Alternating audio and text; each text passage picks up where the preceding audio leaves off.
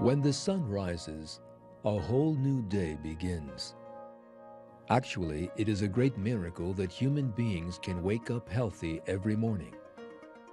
Despite the fact that a person completely loses consciousness when he falls asleep, he begins the new day with the same consciousness and personality that he had the day before.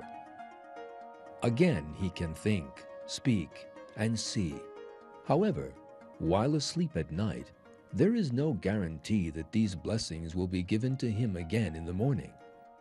Human beings must think about this, sense God's wide mercy and protection over them, and give Him thanks. People must think about their own weakness. As God maintains in Surah 4, verse 28, man was created weak.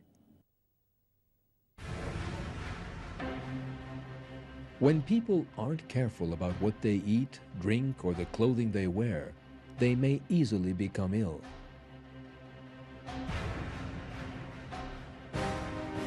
An invisible flu virus is enough to make someone weighing 60 to 70 kilos very ill.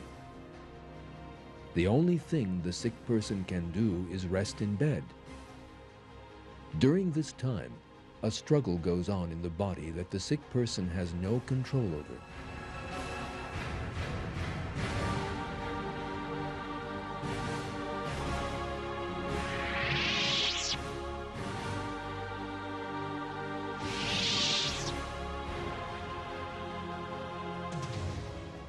No matter how much he does what the doctor tells him, it is only Almighty God who can restore him to health and strength.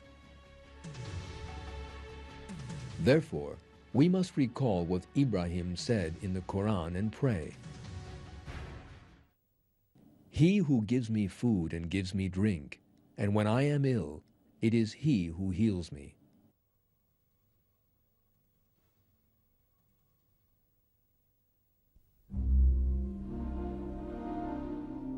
The detail in the human body was created with special knowledge.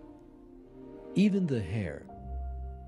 Human eyebrows and eyelashes do not grow beyond a certain length. This is because it is better for us if they don't grow. But the hair on our heads, which is an important element in human aesthetics, continues to grow throughout our lives, and we can style it however we like.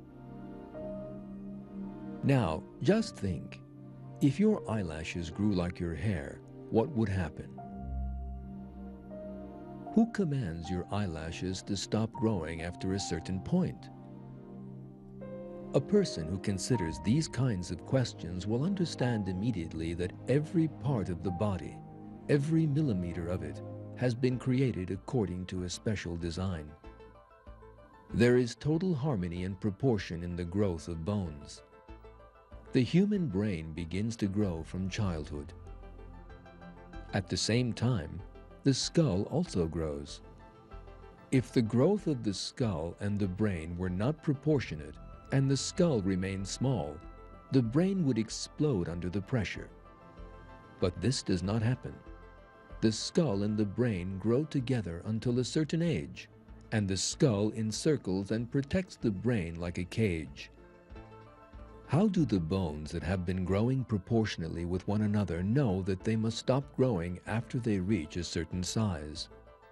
What would happen if the bones continued to grow? For example, if the bones of the rib cage did not stop growing at a certain point, they would pierce the flesh and protrude from it. But because of the careful operation of the bone cells, such a thing never happens. Bone cells shape every bone in the body just like a sculptor. They finish up to the curved edges of the bones and stop the growth at just the right moment. Now, we must think about this. Does a bone cell have the knowledge, consciousness, and coordination and planning ability to do all that we have described? How can it know where to stop or where to continue? Although all the bones in our bodies come from the same bone cell, how is it that some are flexible and some are rigid? Who assigns bones their duties? How do these various different bits of bone know how to form our extremely functional hands? How do the bones that make up our arms, legs, and fingers attain the proportions needed to ensure the body's symmetry? These are questions we must ask ourselves in order to better understand the perfection of the workings of the human body. It is certainly impossible to claim that all these things came into being as a result of chance. It is not possible that the cells that bring a person into being and the molecules that make up the cells can make such decisions. Every one of these things is a manifestation of God's creative artistry that fashioned human beings perfectly. In one verse, God maintains, "Look at the bones, how we raise them up and clothe them in flesh.